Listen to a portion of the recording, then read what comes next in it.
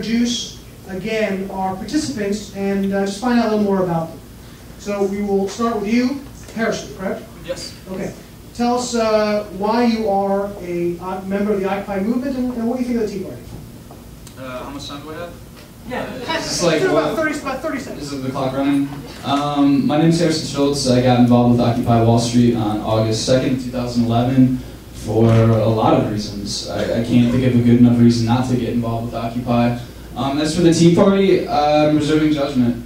I agree that your movement has probably been smeared every bit as thoroughly as this movement, and I'm here to meet you all and listen to what you have to say face to face. So, let's do it.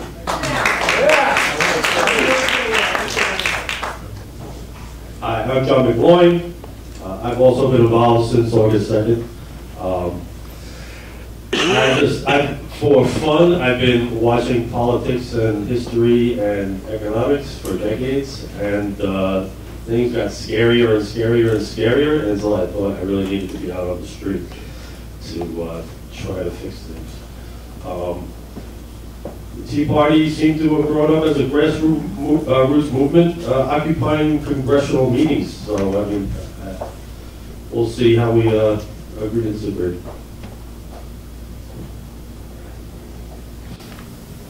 My name is Edward Hall, or Teddy, and I got involved in the Occupy event in action on September 17th because it seemed like the only hope that we had to address the critical state of our country at the root of its cause, which is centralized financing. And I'm not an occupier, I'm a person who occupies. I occupy. And we're all members of the same family, and right now we have to get together. So there's a bunch of people coming together on the day that our Constitution was written. A lot of people don't know that, but I felt like it was probably one of the most honorable things that a person could be participating in at that time, and it's created a lot of good things. So, and the Tea Party, I absolutely agree that part of what made us was what you all had the bravery to do, and it's a beautiful occasion here today to see you, like us, so close together, because this is a powerful force right on the stage.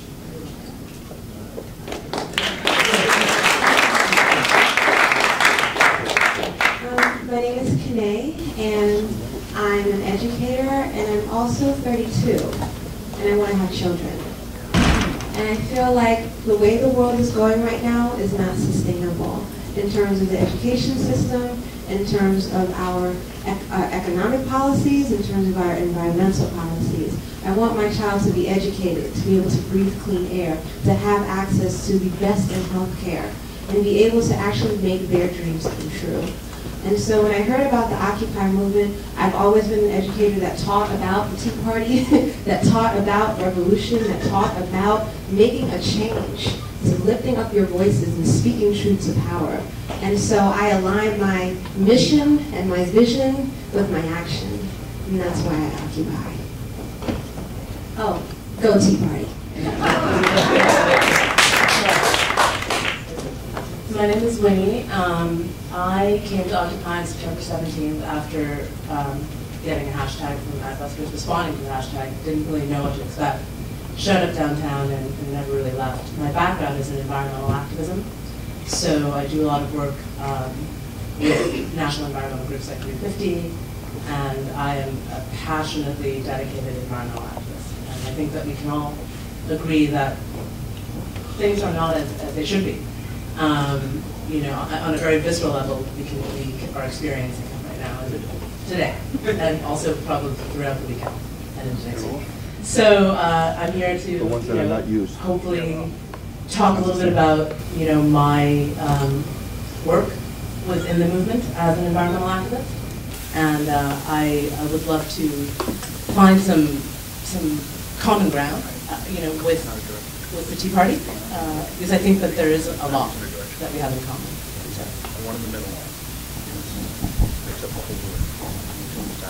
My name is Justin Wedes. I'm a teacher, a high school public school teacher, and I came down to Occupy Wall Street out of concern for the future of public education, and more broadly speaking, for the future of our democratic country and for our democratic process. I, since then, have been actively involved in the struggle for public education, for access to higher education, and many of the sister struggles in this global movement. I also reserve judgment towards the Tea Party. I feel that these are two movements that have been marginalized by the mainstream media and by the political establishment, and that when taken in sum represent, I believe, a very large percentage of the population of this country that is not content with the current political situation. And so it remains to be seen where the overlap is and where the consensus lies and where the disagreements are, and I think this is a great first step tonight. Thank you, Wendy. Now we'll walk over. So far, I don't know, I thought there were a little more fireworks coming from you, a little more fire breathing. But we'll see how the evening, we'll see how the evening goes. We're now with the Tea Party side. Guys, same thing. Why did you join the Tea Party? And what are your thoughts of the Occupy Party? I think some of you know my name. Hi, Ava. David Webb. I'm the founder of the New York City Tea Party, which is now the national messaging arm on my national talk show on Sirius XM. Activism isn't new to me. It started in 1981. Actually started in 1980 when I raised my right hand and took an oath to protect and defend this country. Through the years, I've watched the political institutions pollute the system institutionally in some form or another, whether it's crony capitalism, whether it's the inaction when they had the power and they had the ability to do it, whether both sides were involved, and there have been mistakes made on both. I'm a Republican, that's because that party's the closest that suits my vision of what's good for America versus what the Democrats believe in on their platform. As far as the similarity between Occupy and Tea Party, I'll sum it up for you that there is no similarity when you look at the way they were both started, at least in who they are. Occupy Tea Party, Occupy by the numbers, and I'm not painting everyone in the movement, but let's compare the Tea Party to the movement in literally in 15 seconds.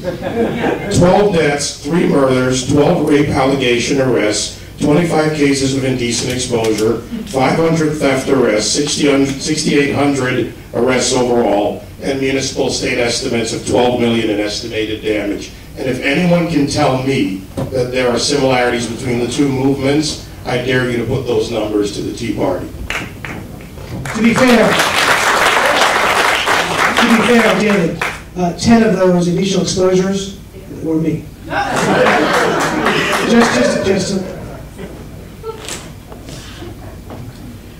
My name is Pamela Geller. Thank you, that's all right. You know, it doesn't have to be polite applause, it can be raucous. I can honestly say that I got activated on 9/11, 2001, in the defense of freedom. And I don't believe that the fight that we are in is a partisan fight. This is not Republican versus Democrat. This is individualism versus statism. Individualism versus collectivism. And so I started blogging because, as we saw, the end of media had abandoned freedom and truth and integrity and any journalistic reportage whatsoever, and they ceased being a public servant in the interest of news gathering, and instead became a propaganda organization for the uber left. So through my blog, Atlas Shrugs, organically, organizations were created. The American Freedom Defense Initiative, which is a human rights organization dedicated to freedom of speech, freedom of conscience, and individual rights. Stop the Islamization of America, same thing. Freedom of speech, not the enforcement of the blasphemy laws. Freedom of conscience and individual rights. And I agree with David that there's absolutely nothing in common with a movement of looters, moochers, and destroyers versus a movement of the preservation of individual rights, the smallest minority in the world, and capitalism, the most benevolent system in the world. figures I gotta go after Pamela. My name is Toots, and thank you. And I'm a musician here in New York City. And I guess after 9/11 it's kind of what woke me up, but I got actively involved in the Tea Party after the 2008 bailout by George Bush. After that I said they're both in it together. I knew that Obama wanted to do it, but when Bush started it, I knew there was something wrong. I got actively involved in the Tea Party, and it was a movement about fiscal responsibility and a real grassroots movement. I met so many beautiful people in the movement, and I've written tons of songs, probably 45 or 50 songs about the movement, and that's where my passion is, and that's where my passion lies. And then as for the Occupy movement, I live here in New York City, so I obviously went down to Zuccotti Park and seen them, and they weren't exactly my kind of people, but I met a few of them outside today for the first time, and they've been nothing but friendly, gracious, nice, and the way I am is, even though we're not going to agree 100%, we probably won't agree on anything, that still doesn't mean I'm not going to respect their opinions and respect them as people. And that's just the way I feel. And let's have a real friendly debate. Toots will be performing all 45 songs. Bob MacGuffie. I guess I've been fighting collectivist thinking for over 40 years. Started when I took history in Queens College, and I found myself sitting in front of a Marxist in front of the classroom. I wasn't going to have it, so I did a little bit of kind of like Occupy stuff then. I'd stand up and take the classroom down because we wouldn't listen to it.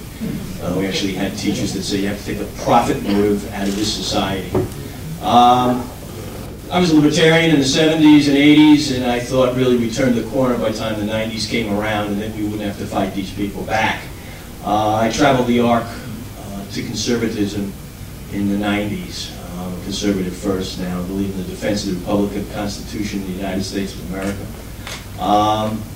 And I feel like a sleeper cell has become activated 4 years ago when I saw these collectivists blossom again and get into very high power in government, and clearly we see their intention, and we see what they're doing, even if too many people in society do not.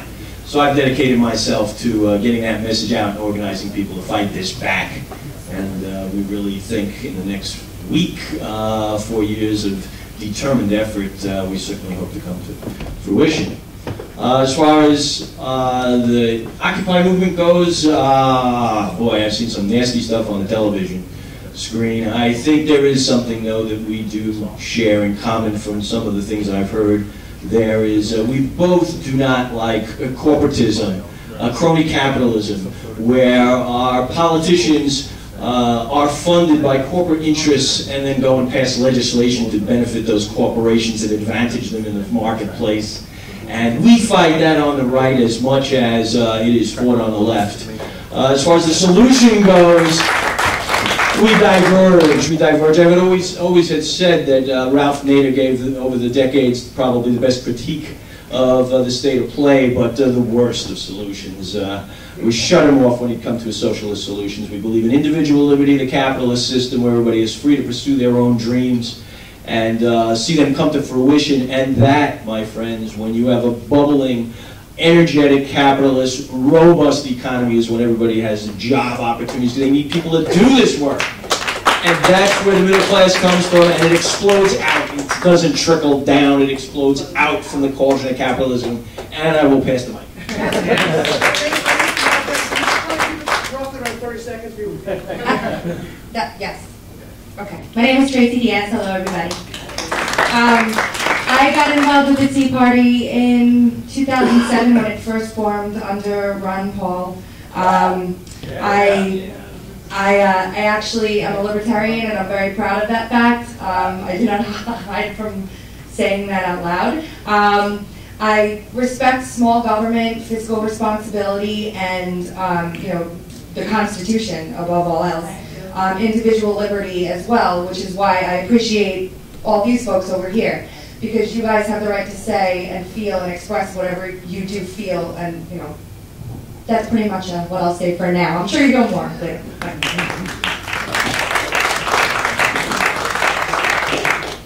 My name is Ruth Bryan White. I'm probably the oldest one on the stage here. I was the first 2008 presidential candidate of the elections before Hillary, Obama, or McCain.